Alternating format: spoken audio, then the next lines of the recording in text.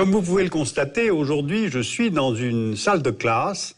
Saviez-vous que l'éducation est un droit de l'homme reconnu par la Déclaration universelle de 1948 ? Et nous avons eu envie de savoir si ce droit était respecté. Comment évoluent les choses dans ces domaines cruciaux que sont l'éducation et l'alphabétisation. Et vous allez constater, en ce début du XXIe siècle, les choses changent dans ce domaine à travers le monde. Voici une carte du taux d'analphabétisme dans le monde. Elle montre la part de la population âgée de plus de 15 ans qui ne sait ni lire ni écrire. C'est l'un des critères utilisés pour mesurer l'accès ou pas à l'éducation. En 2009, on estime que près de 1 adulte sur 5 est analphabète dans le monde, soit près de 800 millions de personnes, ce qui est tout de même beaucoup. Cette répartition est évidemment inégale dans le monde. Le plus grand nombre d'adultes analphabètes se trouve dans des pays très peuplés, comme l'Inde, la Chine, le Pakistan, le Bangladesh, le Nigeria, l'Éthiopie, l'Égypte, le Brésil. Et pourtant, certains de ces pays sont des économies émergentes. Donc, on peut constater que la géographie de l'analphabétisme recoupe en grande partie la géographie des inégalités économiques dans le monde. Prenons l'exemple du Tchad. 66% de sa population adulte est analphabète, le revenu moyen annuel par habitant y est de 600 $, la malnutrition touche 37% de la population et la mortalité infantile est de 20% pour les enfants de moins de 5 ans. Donc au Tchad, il y a corrélation entre analphabétisme et pauvreté. Les deux s'entretiennent, c'est une évidence, mais elle vaut d'être rappelée. Alors au tournant du millénaire, les Nations Unies ont lancé de nombreuses initiatives pour tenter de résoudre ce problème à une échelle globale.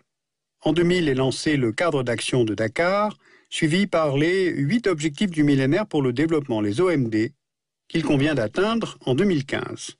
En particulier, l'OMD 2 vise l'éducation primaire pour tous, et l'OMD 3 vise l'autonomisation des femmes, grâce, entre autres, à la scolarisation. Alors, quels sont les résultats de ces efforts?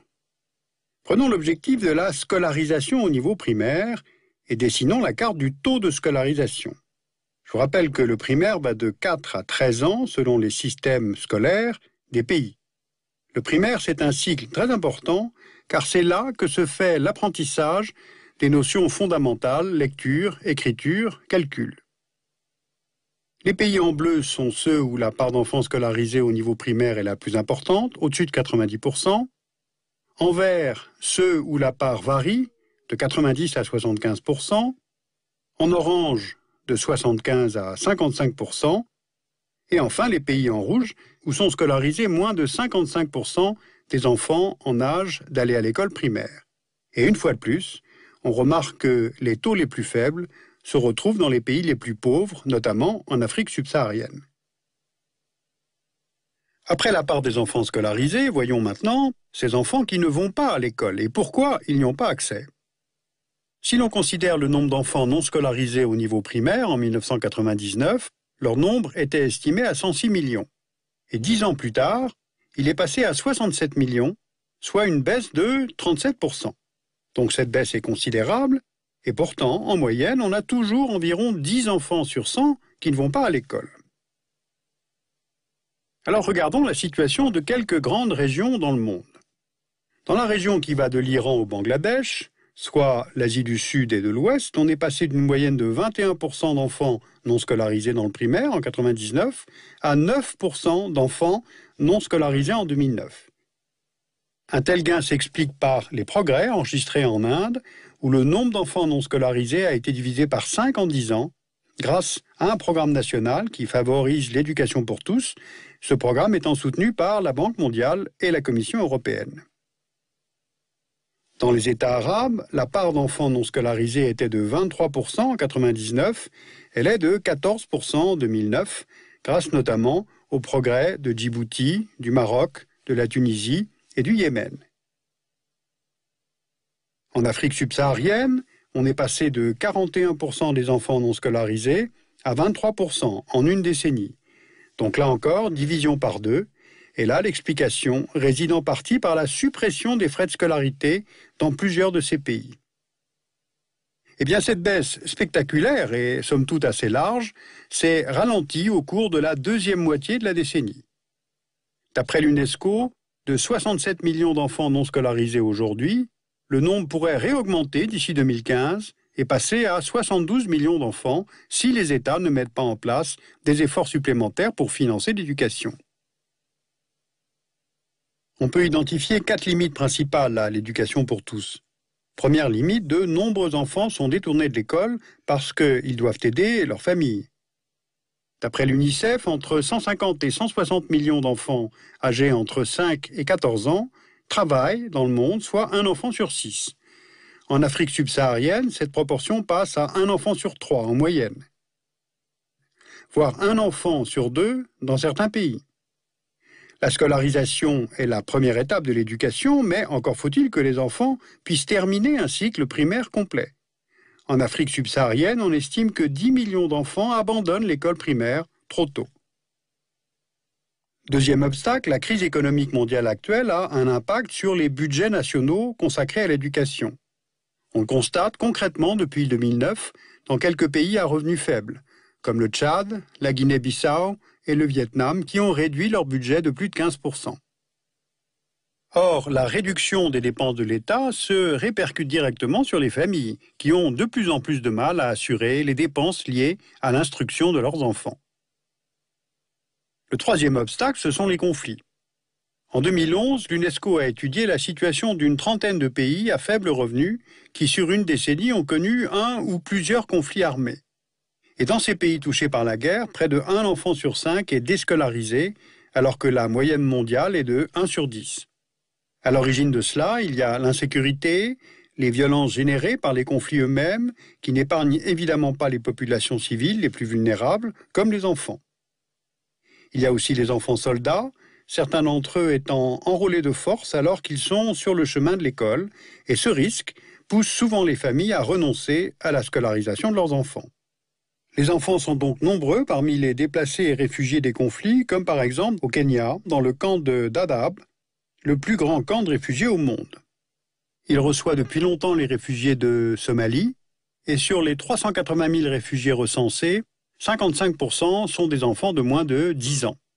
Et dans les camps, les conditions d'éducation sont très précaires, on manque d'infrastructures, de matériel et d'enseignants. Les conflits déstructurent profondément le système scolaire. Or, la reconstruction d'un pays ne peut se faire sans la reconstruction du système scolaire, car c'est bien là que se joue l'avenir des générations, et ce, pour chaque pays. Et puis enfin, il y a une quatrième limite majeure à l'éducation, c'est la discrimination entre garçons et filles. C'est là, d'ailleurs, une partie de l'OMD3. Dans le monde, 52% des enfants non scolarisés sont des filles, et voici la carte des pays où plus de la moitié des non scolarisés sont en effet des filles. Cette part au Yémen est à 62%, au Burundi à 75%.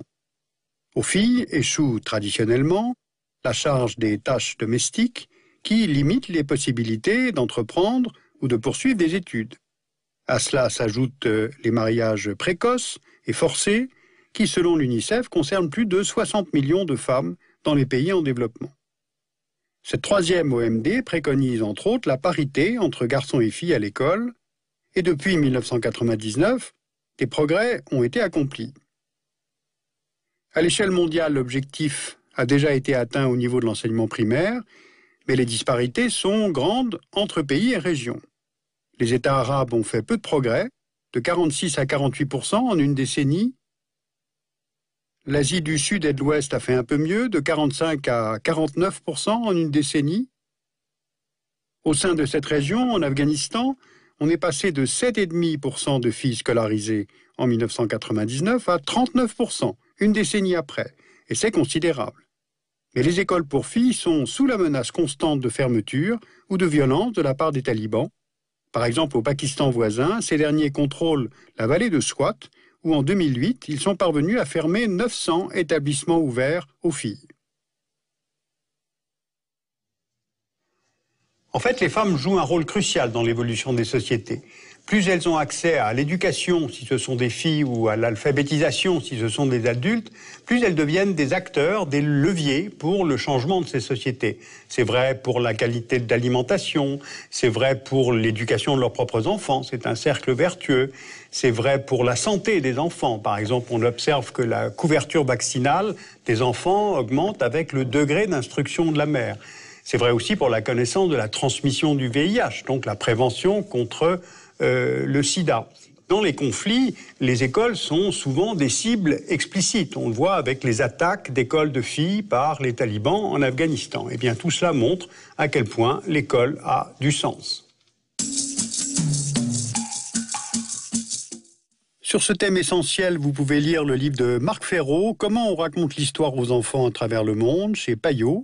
Vous pouvez lire le livre d'Edgar Morin, Au Seuil, avec les 7 savoirs nécessaires à l'éducation du futur. Et puis le rapport UNESCO, La crise cachée, les conflits armés et l'éducation, rapport de 2011. Et puis je vous signale aussi une refonte complète du site du Dessous des cartes, que vous pouvez donc découvrir et même mieux que ça, utiliser sur arte.tv, donc un nouveau site du Dessous des cartes. Et puis, nous venons de sortir un nouvel atlas aux éditions Arte Éditions et Talendier, Itinéraire géopolitique.